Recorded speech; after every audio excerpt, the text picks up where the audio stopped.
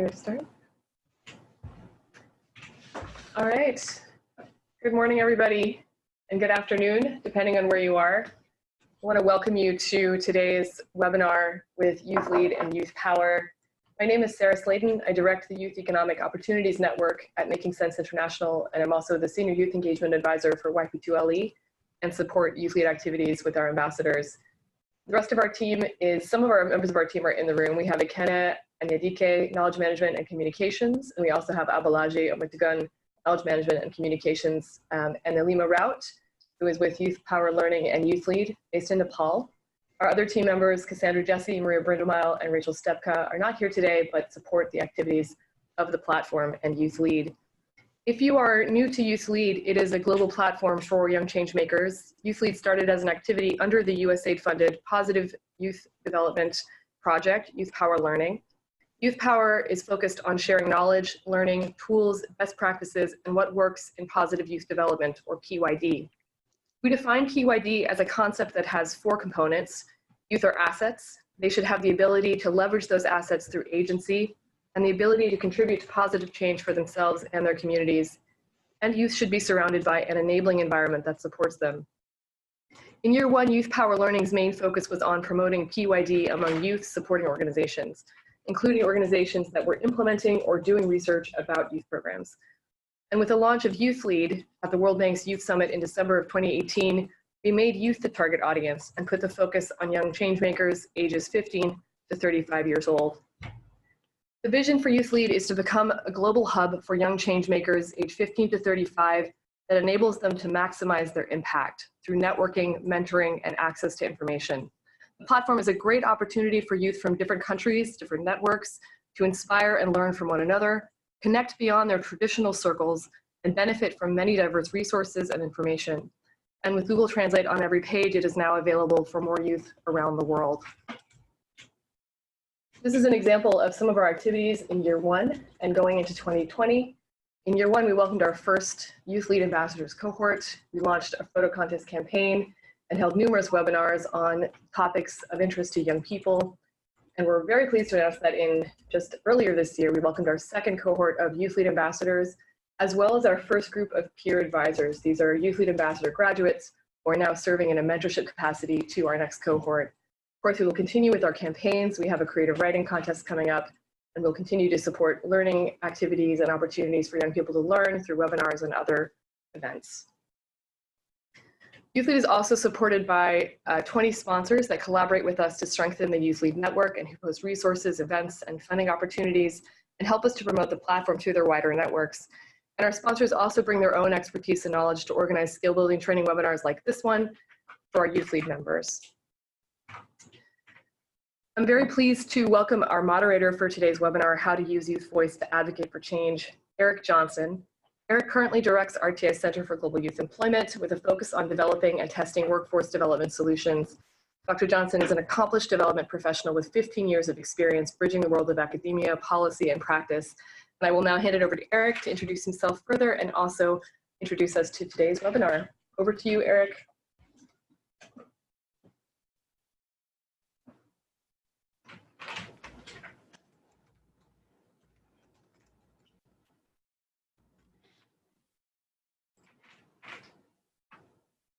Eric?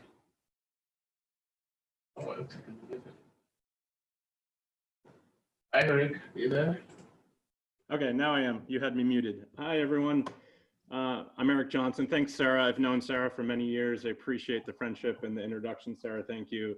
And I wanted to start on behalf of RTI International by saying how impressed we are with Making Sense's leadership of the YOUTHLEAD platform and all that you've accomplished on behalf of USAID and the youth around the world.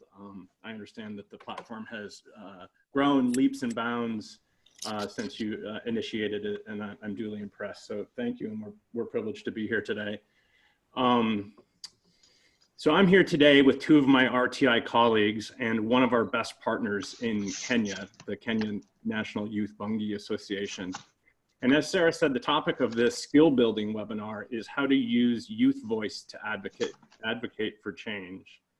So we took the mantra, or we took the mandate of this being a skill building webinar seriously. So the first part of the webinar presented by Greg McDonald, will be heavily focused on tips and tactics and experiences that you can use as you go forth and as you bolster your ongoing activities in youth advocacy. The second part of the webinar will be focused on a program that we manage and implement on behalf of USAID in Kenya called the Kenya Youth Employment and Skills Program. That program takes a serious PYD approach and has various avenues and mechanisms for which youth are leading change within the program and within Kenya.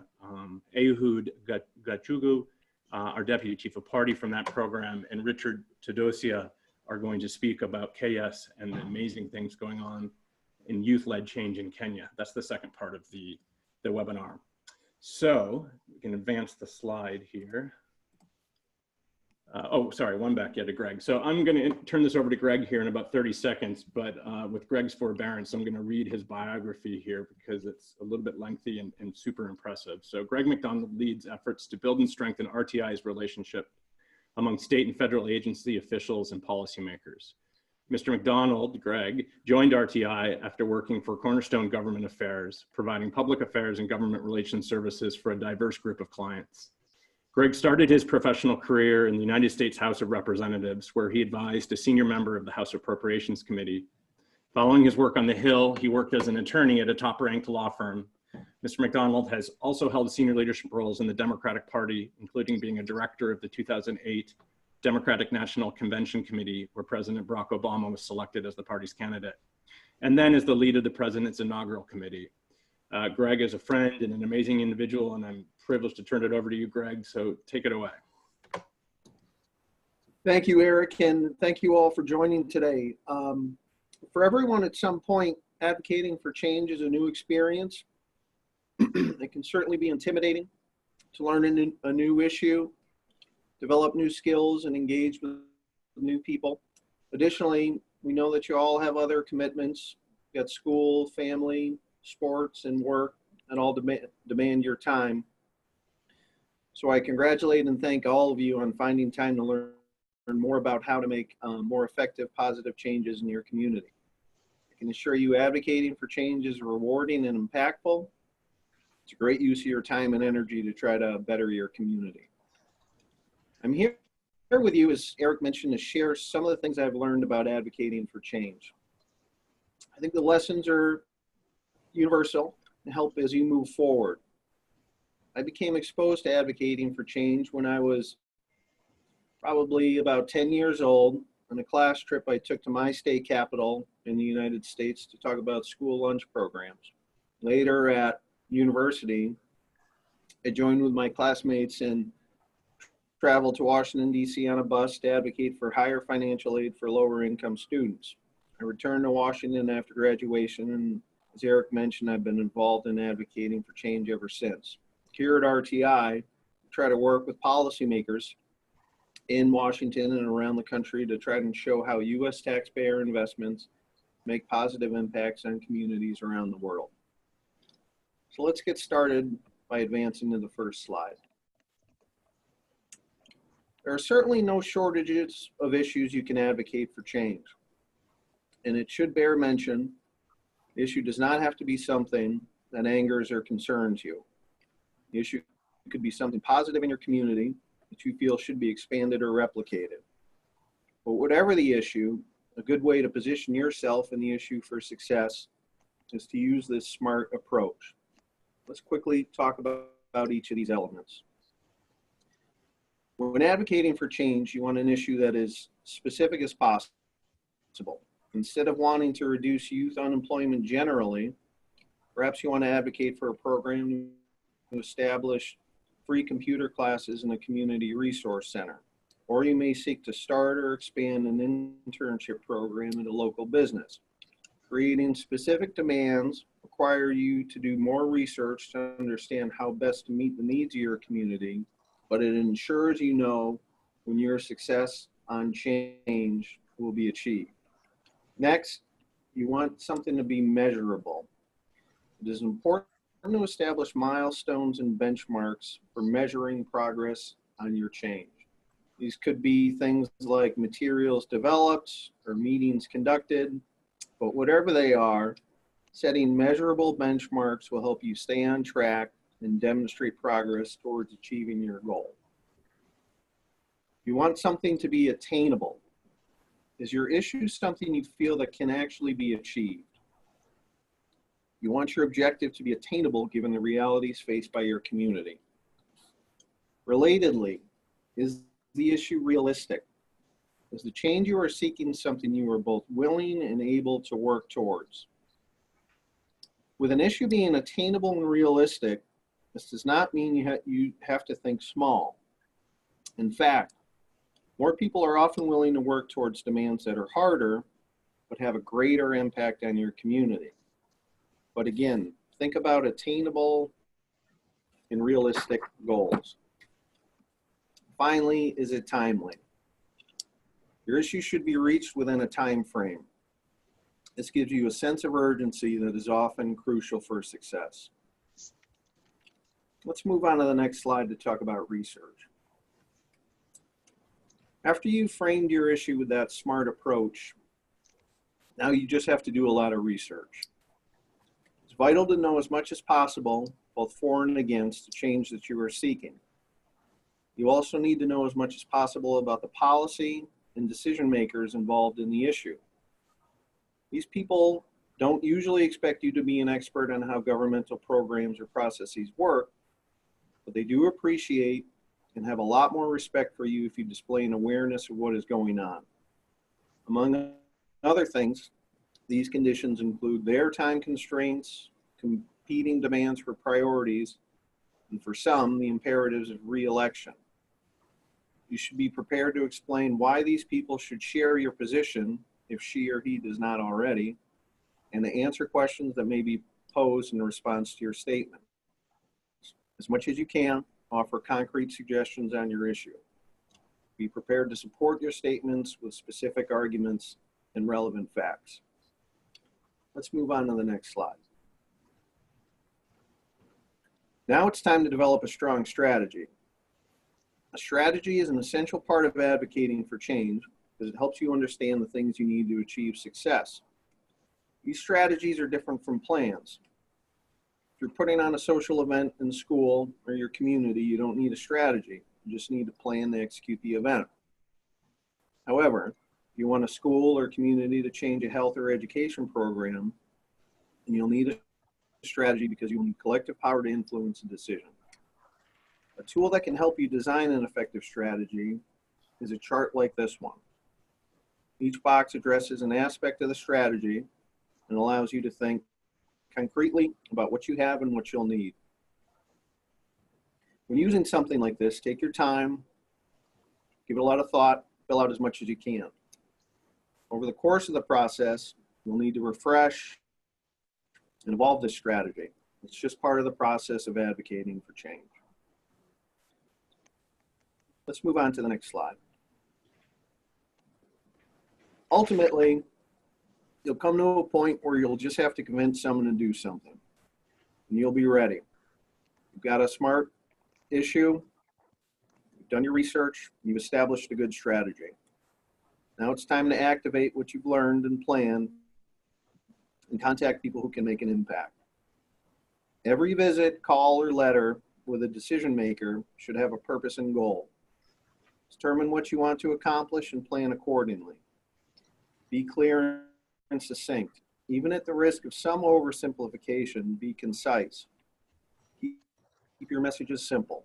And remember the time constraints faced by the people and thank them for their time. One important goal to keep in mind when contacting these people is to try to develop a relationship with them. Over time, each policy or decision maker develops a network of individuals that she can rely on for advice, information, or suggestions. You can become a valued source for these people based on your performance, reliability, and credibility. Check in with them periodically, share stories in your community, follow them on social media, and just engage with them. Finally, let's talk about mentors on the next slide. When advocating for change, it's always great to have a mentor. These are people who are supportive individuals that you build a relationship with, and they offer you guidance, support, and encouragement to help you along with positive and healthy development. These people are not meant to replace parents, guardians, or teachers, or play the role of disciplinarians or decision makers. They become part of your team and part of your strategy. You are definitely going to run into some roadblocks and obstacles when seeking change, and mentors can help you think through those challenges. It's also important to remember that mentoring is a two-way street. You'll certainly benefit, but you'll need to have benefits for them as well. Thank you all. I look forward to talking more with you about advocating for change at the end of these presentations.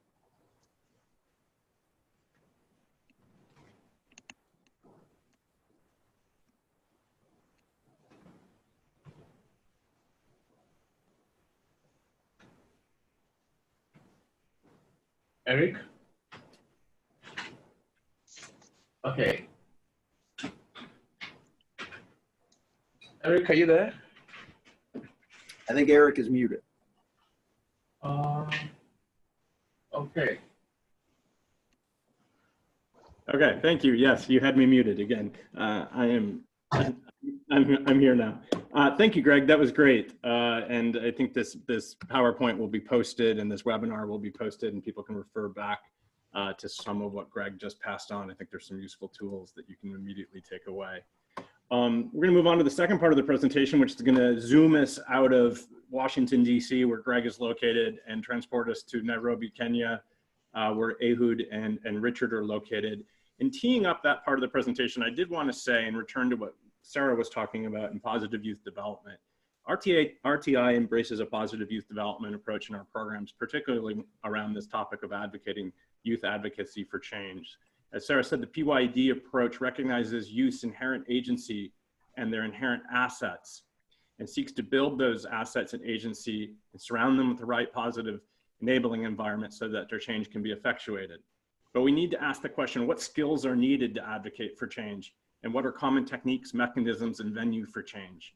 So now we're going to present a concrete example from Kenya, where we've been working with youth on just those topics, and I think achieving some really great change and results. I'm going to turn it over to my colleague, Ehud. I think the next slide, yeah, here's his bio. So Dr. Ehud Gachugu, and I have to say the doctor part of this title is recently earned. Ehud received his PhD about a month ago.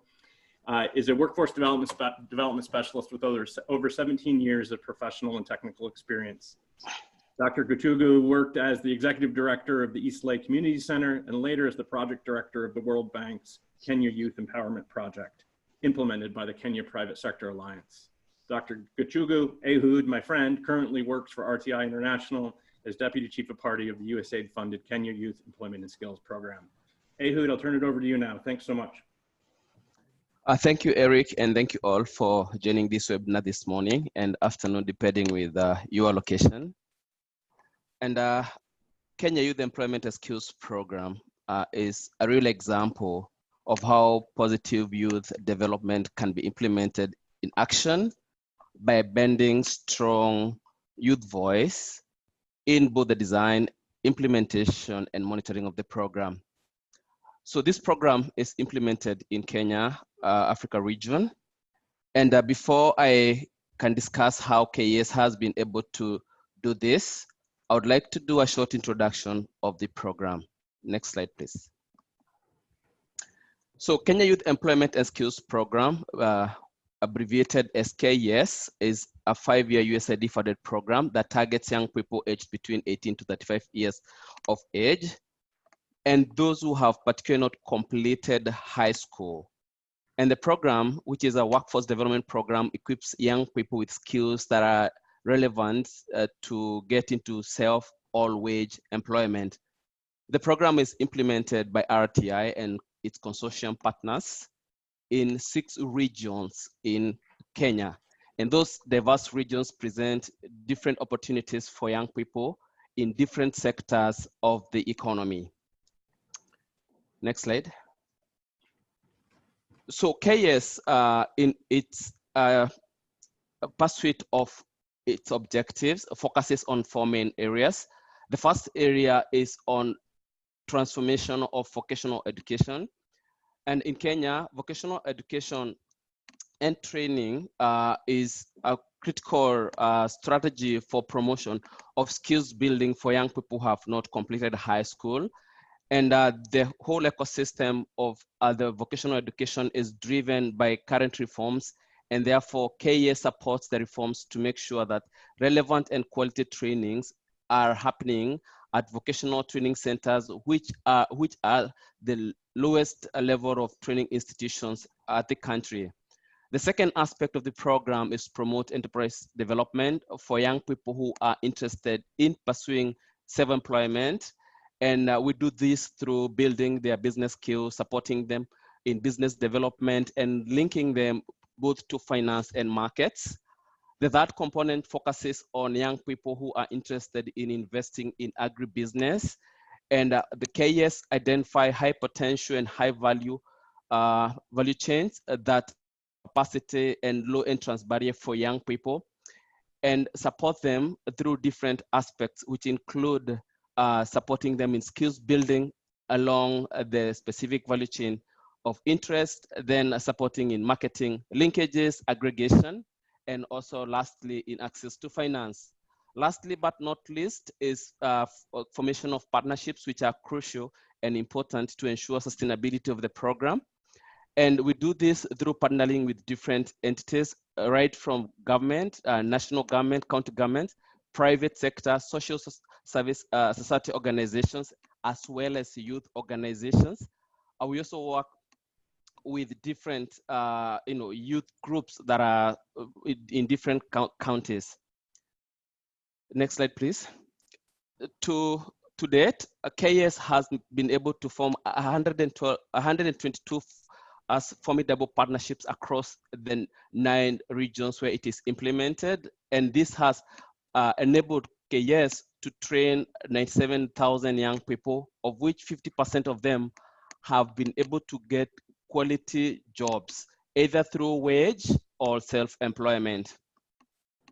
To date, KYES, again, in partnership with different agencies, youth networks, have been able to support young people access over 200,000 national IDs, which are very important instruments for both economic and social development for young people.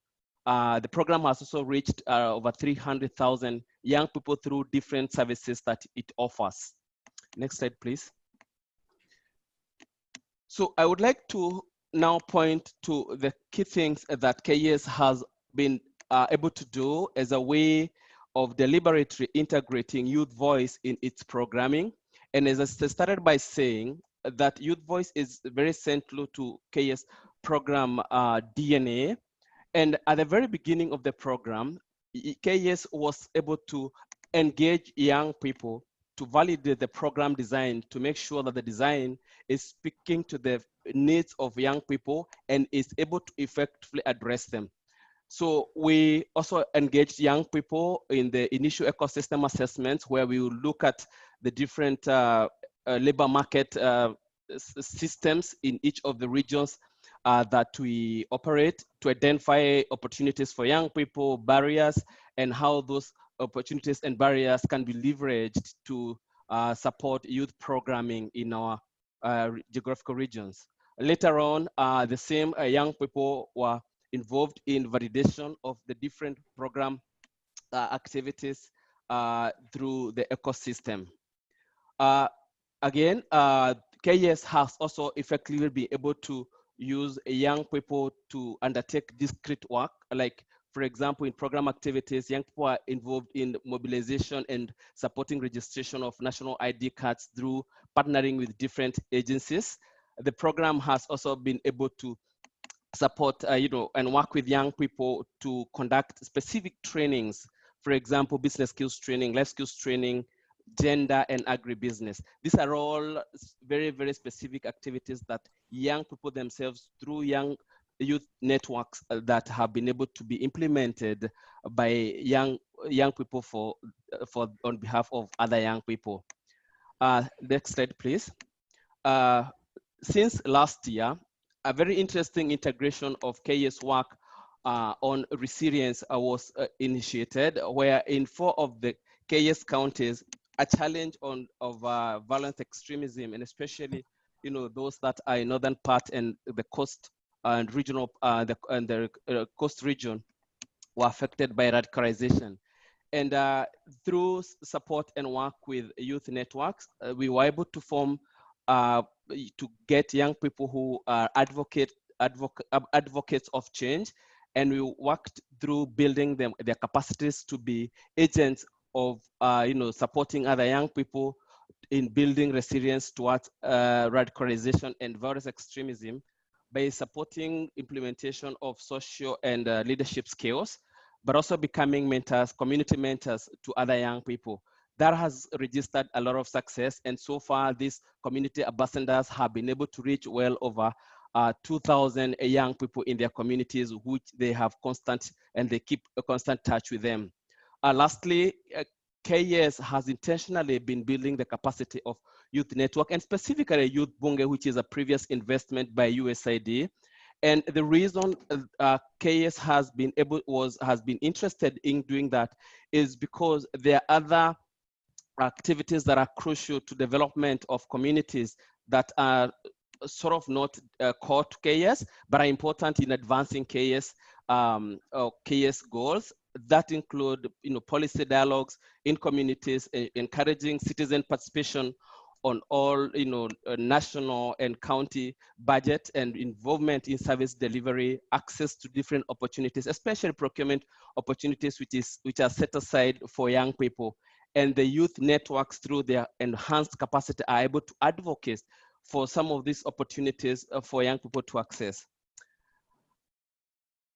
So KYES, in its implementation of integration of youth voice, has learned some key lessons. And clearly, as Greg rightly said, leadership, trust, and capacity building are at the center of effective youth engagement. And so this leadership has to start with the program leadership, but also youth themselves have to develop this capability of leadership. So often what we've actually seen and learned is the aspect of learning to trust, that you can trust young people have the necessary skills, ability, and aptitude to address their own issues, well guided and well supported. We also have learned that for young people to be engaged effectively in addressing a key issue, an issue has to be important enough for them, and it has to be concrete. For example, in KYES, which is a workforce development program, certain things are important, like budget allocations in the counties, because that affects the number of young people who can access trainings that depends with budgetary allocations. It also affects the voice of young people to participating in community discussions around certain issues, including infrastructure, security, and environment. ID registration is crucial. In some regions, it's so hard for you to access ID registrations. And so rallying young people around a certain and very, very specific issue has proven to be a very effective strategy for promotion of a youth voice. Lastly, there's need to strengthen the network, as we also appreciate the fact that youth issues and opportunities keeps on changing. So there's no sort of a silver bullet to do this. And so continuous support of networks, and in our case, the way we work with county youth Bunge forums and national Bunge forums, where our colleague will speak about shortly, has been a very interesting and important element of our investments in capacity building. So that, for now, I would allow, I'll take it back to Eric so that he can give it to Todosia to speak more about the Youth Bunge forums. Yes, thank you, Ehud, and hopefully, Richard. Richard, can you hear us? Let's see if your audio is working. Why don't you say something? Yes, yes. Oh, I get you, Eric. I can hear you like you're right next to me. Perfect. Yeah. Okay, I'll introduce Richard quickly. So, Richard Todosia Ruto is the current chairperson of the National Youth Bunge Association, NYBA, in Kenya, and he is also the president of the West Pokot Youth Bunge County Forum. So one of the forums that leads up to the National Association. He's double-hatted. Some of Richard's remarkable achievements is playing a key role in the formation of the NYBA from the youth Bunge forums from across 35 counties. Richard is a youth leader with extensive knowledge of youth issues, governance, peace building, and conflict mitigation, among others. He is also actively involved in uniting communities which have been involved in conflict in, I'll see if I can say this right, Elgeyo Marakwet, Turkana, and West Pokot counties. Richard, you can correct me later. He has also extended his peace building efforts to northeast of Uganda that is inhabited by the Karamojong community. I'm just a real privilege to have Richard with us today. We've moved from Greg, who's not a young person, to Ehud, who's not super young, to Richard, who's a true youth leader. So Richard, it's my pleasure to hand it over to you. Thank you. Okay, thank you, Eric. Thank you very much. I'm Richard Todosia, as Eric has said. And I just want to say briefly about the background of Bunges is that as a result of 2008 post-election crisis that rocked our country, Kenya, USAID and other partners came up, did a research, and it was found that youths were involved a lot, and the reasons that youths could have involved themselves in the violence could have been because they were not engaged, they were loitering around, they did not have anything to do, lack of capacity, they were being misused by the leaders. Therefore, this word Bunge is called as a name in Kiswahili. In English, it's a parliament. So the project was initiated and it was called Yes Youth Can program that gave birth to all these we call Bunges. So the Bunge is a parliament at the village level. These are agents of change at the village level. Small, socially organized self-help groups that are youth-led, youth-owned, and youth-managed. So the setup at the national level where we have National Assembly or Parliament, whichever you may call, is the same way we call Bunges at the village level, but all the way up to the national level. They have well-defined geographical locations, the smallest segments being at the village cascading upwards. And the village in Kenya is the last administrative unit. So that's where youths are. The youths between the ages of 18 to 35 organize themselves in villages and hold meetings with clear agendas of setting their vision of the community and mechanism of addressing the issues, both locally and at the national level. Youth are given, during these forums or discussions, because they are youth-led, youths are given an opportunity for youths for themselves to discuss their future and raise their voices both at the village and at the national level. When I say both village and the national level, when they come up with issues and solutions, some are not addressed at the villages, some are addressed at the national level. So they forward it, they refer it at the County Bunge Forum, which the County Bunge Forum refers it to the National Youth Bunge Association, where I sit now. Okay, let's move to the next slide. Okay, some of the lessons that we can learn from such a setup is that because it assumes a bottom-up approach, it works best when it comes to empowering youths, young people, because their views are listened, they feel they are part of the process, they engage in designing whichever project or anything or community service. So it does well at the bottom of approach that we used. Again, connecting youth from across villages in a republic can have a major impact on political landscape, since youth will get an opportunity to raise their voices, both at the village, county, and at the national level. Therefore, this approach works best because you will involve youth across the stages across the structures in a country. The other thing is that when designing programs, we're learning from this program that it's effective to engage youths at the grassroots level. I will want to explain this point in regard to myself, because when the project started, the program was initiated, I was at the village myself. I had started groups I had a lot of groups, but I did not have directions where to take them to, whom to address to. But because USAID insisted that there should be village groups, some youths in towns, Nairobi, Kapenguria, almost took over the groups, the program, and they wanted just to do it in towns. But I thank the partners because they insisted that it should be at the village level. And that's where I was found, because I was busy in the villages forming groups without any direction because I did not have any capacity. I did not know where to take people to. So that's where I came up, and effectively we were able to mobilize groups across the country. So I say that it's good that we go up to the last unit. That's where people are, that's where vulnerable groups are, and also that's where youth are. Let's move to the next slide.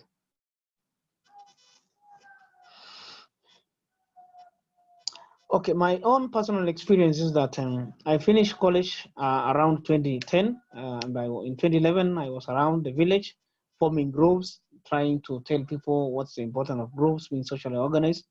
And since 2011, since then, when I was just green, having just accomplished my college as a teacher, a primary teacher, I have undergone a profound positive transformation of leadership skills, ranging from improved advocacy skills, proper management of resources, to being a national leader, leading the entire movement across the country. This was my dream, to ensure that at least one day, one time, I have a platform that I will be addressing the issues of my fellow youths. I thank partners, thanks to the exposure and capacity provided by USAID funded partners.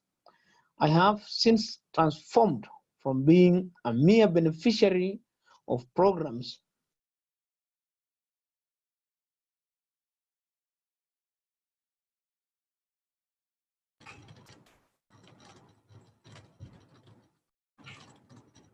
Hello, Richard. Seems like, yeah, looks like we lost Richard. It might have started. hello. Oh, there you go. Oh, great. Hello. Yeah, we can hear you now. Okay, I'm getting you. I'm in the last slide. Yes. The last slide. Okay. Okay, I say that since 2011, when I was just a green, having just accomplished my college as a teacher, I have undergone a profound positive transformation of leadership skills, ranging from improved advocacy skills, proper management of resources, to being a national leader, leading the entire movement across the country. Thanks to exposure and capacity provided by USAID partners, one of them being RTI, that I have since transformed from being a mere beneficiary of programs to being a key partner, participating in designing, implementing, and evaluating program interventions aimed at improving the lives of the youth and the community at large. Hope you're getting me, Eric. Yes. Very good, Richard. Yes. Okay, thank you, Eric. I'm not in Nairobi. I'm currently in Addis Ababa for another peace functions, peace meetings for the youth. That's great, Richard. I think this is the last slide here, and I think the participants can read it. That in partnership, the National Youth Bunge Association, in partnership with KYES and RTI, have been able to move 48,000 youth into wage and self-employment, reach over 96,000 youth with training, and another 300,000 with information and identity cards. These are some of the statistics that Ehud gave us previously. So Richard, thank you very much. I hope you can stay on in case people have questions for you. And we left plenty of time. I meant to say at the top of the webinar that we're humbled by the amount of experience and talent online. I'm imagining I see some people from Latin America, from Africa, and from Asia, and we're confident that you're doing things that we can learn from, and you might also have questions that we might be able to answer. So we left plenty of time for questions, and Greg, Ehud, and Richard are all still on. So I understand that you can now text your questions into the chat function. And you can also tell us what you're doing to lead change in your community and how you're raising your voice in civic and governmental forums. And then we can read some of those out. Abalaji, did I get that right? Yes, yes, very correct. Okay. Great. I will wait for them. I have a Google Doc open that Making Sense is going to send me. Okay. So I believe William had sent the Google Doc to you. Yep, I have it. Okay. I'm not seeing Eric, all the questions are in the Google Doc. Okay, I've got it open, but I don't see any coming up. Okay, hang on, let me reopen it maybe. I can read the questions if you don't see it again. Yeah, why don't you go ahead, Nalima? That would be more straightforward. Sure. The first question is from one of the participants, and this question is to Ehud. I am Philbert Agano, a current Youth Lead Ambassador, and I'm also a beneficiary of USAID's YALI program at the East African RLC. I have enjoyed your presentation and I'm glad you are in Kenya. How can we partner to sensitize more youth, especially in the rural parts of Kenya, who may not have heard about KYES? Ehud? Okay, I have to unmute it. Okay. Thank you for the question, and thanks, Philbert, for reaching out. Clearly, KYES is open to working with everyone who is working on with the youth. And as you are aware, KYES has its head office in Nairobi, but it has all regional presence, and so we'll be very much open to exploring how you could, and probably other YALI alumni who could also support the work that KYES has been doing, and especially in engaging young people and strengthening the network and advocacy work of youth Bunges, which are also critical. And as you're aware, we are more interested in seeing cohesion around the different entities and agents and networks that are working on the youth voice. And so clearly there are clear opportunities for collaborating. So we will provide address and we can continue with the communication after the webinar. Right. I've now figured out the Google Doc. Clearly not a young person myself. So we've got a second question. This one came in from Facebook. I think we're streaming this on Facebook Live, and the question came in. I'm going to pitch it to Greg.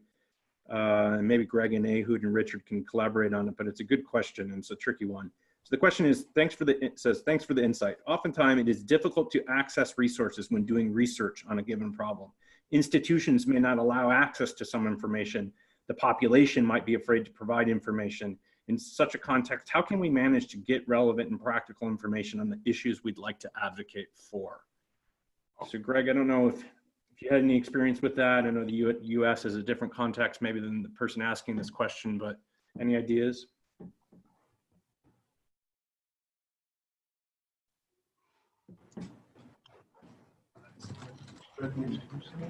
Unmute Greg. Oh, yes, I just unmuted Greg. Greg, you were unmuted. Yeah, Eric, thank you. That is a great and obviously a difficult question. Obviously, you would start your campaign for change with credible data and a thorough analysis. You'd use that to paint a picture about how the change you're proposing could tackle the challenges that communities face. But as this question clearly points out, there are governments and settings where data is not collected and programs are not evaluated. We see this often everywhere in the United States and internationally. I know that at least, generally in Africa, I know that there are efforts to help develop data and tools to identify this research gap. There's a Dutch publishing and analytics company, Elsevier, that has a program called Research Without Borders. I think if you Google that, you could just, it will take you to that. They're doing that in partnership with a U.S. health, a U.S. federal health organization called the National Institutes of Health. And they are contributing time and data on health and education research in Africa to address some of the biggest crises facing the region. You know, beyond libraries and internet research, I think a good place to always start is your local officials, elected or otherwise, to talk with them and through them some of the challenges that you're facing on data collection and arming yourself with the information you need to affect change in policy. You should consider them surrogates that work for you, that can maybe get some of the data that you need and provide it to you. It is usually not a quick process. It takes time. So the quicker that you identify and clearly articulate the data that you need, you'll probably have the best chance of getting what you want. But that in of itself is probably an issue to focus on for change. If there's not data being collected on issues that are important to the community, the data should be collected. That could be something for you to consider in that setting as a specific issue to try to tackle. But beyond that, Eric, I'm not sure if you have any other thoughts, or USAID is running any programs to try to address these research gaps. Yeah, I think it is a good question. I think you're spot on, Greg, with some of the response in terms of the Elsevier partnership. I would also highlight for folks what's called the DHS, the Demographic Health Survey, which is a USAID funded, sometimes now annual survey in many countries, but every 5 years in other countries, in which really good data is being collected on health outcomes, educational backgrounds, household poverty, a variety of factors down to village levels in some cases. It's all online and open source. There are a variety of other satellite-based data, UN and World Bank sponsored data that's increasingly, due to kind of satellite imagery and otherwise, able to be brought down to regional, county, and commune or village levels, which I think is really interesting and useful for people. I've been using some of that data myself in research. I'm going to move on. It's a good question. We won't be able to fully answer it here, but I think we've started to. One of the questions that came in is for Richard, and it's one I've been thinking about a little bit myself. So I'm going to pitch it to Richard, pick it out of the hat here of many questions that have come in. Richard, the question is: there are many youth groups in rural Kenya who are fizzling out because of sustainability and because of searching for newer opportunities in the cities, thereby rendering their already existing organizational formations redundant. How can these groups be strengthened so that their youth mobility to cities is reduced? And I'll just add to the question, Richard, are there too many youth associations, and is there room or need for consolidation in order to strengthen and consolidate voice? What's your opinion on that in Kenya?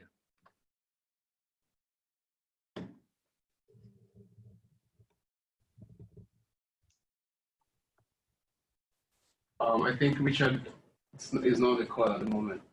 Oh, did he have to drop off? Ehud, maybe you can speak to that in Kenya. I know you look at the youth associations in Kenya a good bit yourself. Yeah, clearly that's a real challenge of sustaining youth organizations, and it gets back to what Greg talked about, the purpose and intention.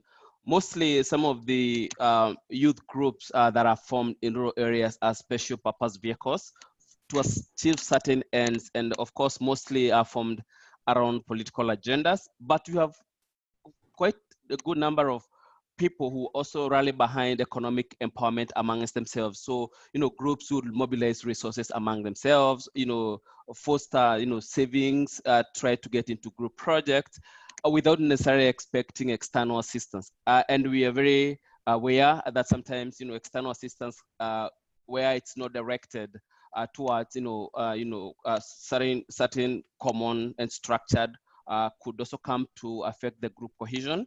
And so in rural areas in Kenya in particular, so most of these groups are able to mobilize their own resources. They also in some ways get assistance from local non-governmental organizations, which then again are meant to address certain causes. For example, it's cleaning of environment, sparring to support education programs, social protection issues around health.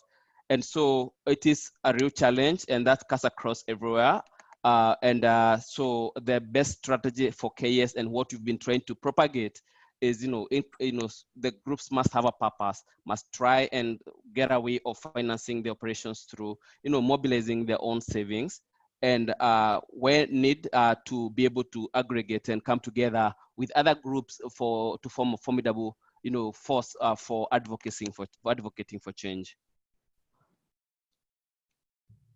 Okay, great. Thank you, Ehud. I think we probably have time for 2 more questions, and I've got one here that I think Greg would be good for. 2 different questions have asked about example. One question was, can you give us an example of a successful youth-led campaign? I know, Greg, you and I were talking about the Parkland high school shooting victims in Florida as an example. That might be one you want to highlight. And secondarily, in that example, can you talk about how that might have changed funding for, or the continued viability of that movement, changing almost the donor discourse on a topic so that youth advocacy has some funding behind it? Greg, could you share an example that you've seen in your career?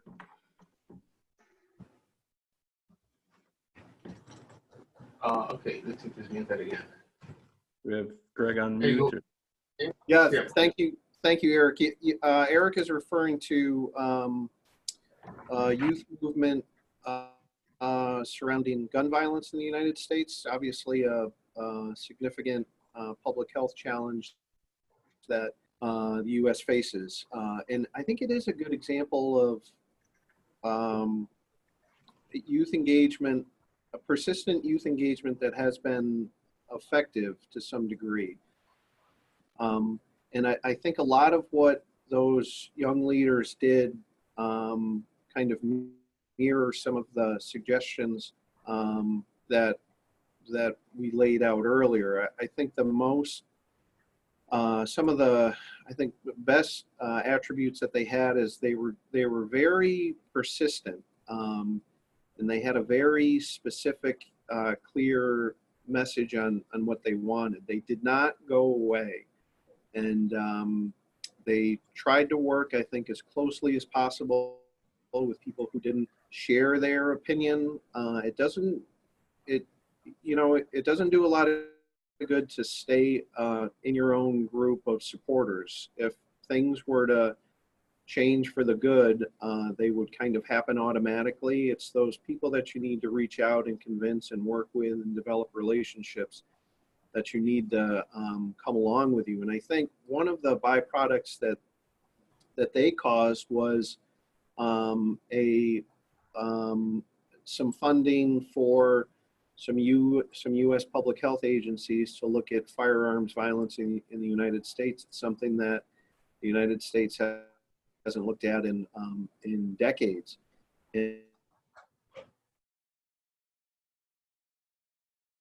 Parties in the United States came together with the White House and ultimately supported some research that will look at some of the root causes and consequences of gun violence in the United States. It was a big development.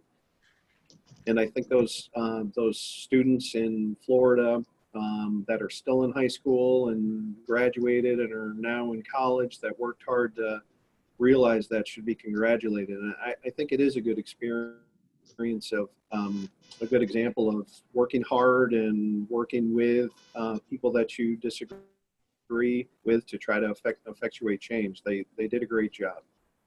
Yeah. I think another part of that example, Greg, that I love is, and I like the same with Greta Thunberg on the climate change advocacy, is there's an authenticity to youth that are experiencing those issues that no one else can. Youth are the exact people to lead those movements, particularly gun violence in schools in the United States. I I am now reminded that there are 2 more slides that Making Sense will need to take us through that end up the back end of this webinar. So there are many other questions that have been asked, and maybe I know some of them are very specific to KYES. So Ehud and I can work, Abulaji and Sarah, we can work to get answers to folks that ask those questions. Or maybe we'll do what do they call it? Like after the show, we'll have like a bonus material where you can log on and hear the answers. But for, I think, timeliness, we're gonna move it back to our friends at Making Sense to wrap up the webinar. So thanks very much from the RTI side of things.